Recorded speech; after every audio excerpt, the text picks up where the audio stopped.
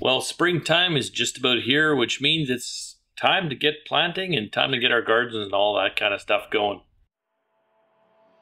Now here's one of the garden tools that for me is just become an absolute must-have. Kind of dropping dirt stuff on my table here. But it's just a simple auger bit for my drill. Now using this thing as a snap, all you do is put your drill on the one side, hook it up, and give her.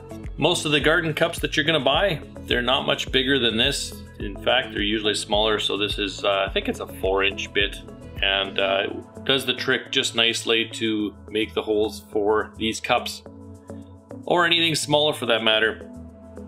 Now hooking this thing up is a piece of cake. All you gotta do is just loosen up the chuck on the drill,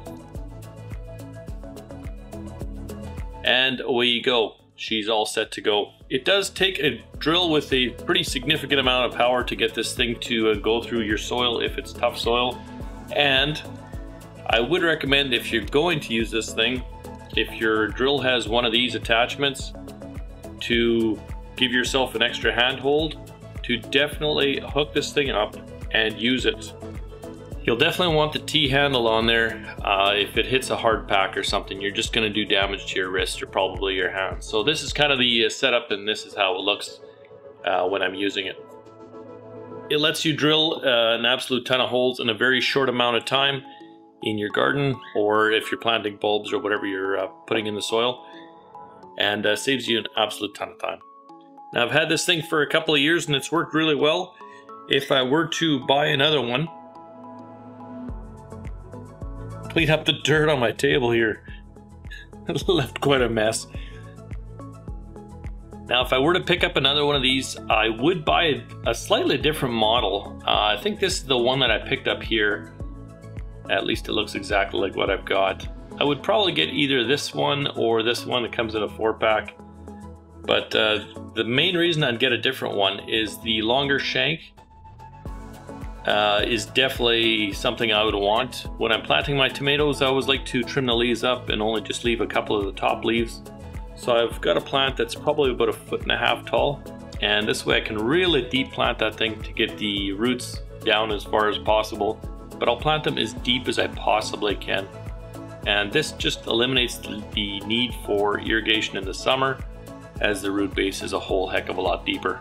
I will leave links down in the description of the ones that I would recommend here to get set up with. And as you can hear back there, apologies for the birds. They were quiet until I record a video. Murphy's Law, right? Now I did manage to find a video of me using this thing last year, so I'll give you a couple of tips on how to really make nice holes with this thing. The drill part of it is pretty self-explanatory. Just drill a hole, drill down, but then stop turning the bit, or stop the drill from turning, and just lift. And then I like to use a pail, put it right beside, and then just spin off the dirt inside there. This leaves a almost perfect hole, and this leaves you with that very nice loose soil that you can just use to close up that hole again. I do use no-till farming, so I don't like to agitate and make excess holes in my soil. So this has proven to be a good method for me so far. You'll also notice in that video how far down I go. I go down as far as I possibly can. If nothing else, it loosens up the soil, so even if I don't have enough plant height, it still makes the soil nice and loose, and I think that gives the plants a better start. Hopefully this helps you guys out and makes your planting a whole heck of a lot easier. I know it's made my planting much faster and much easier, and the plants seem to thrive when the soil's a little bit looser around their base.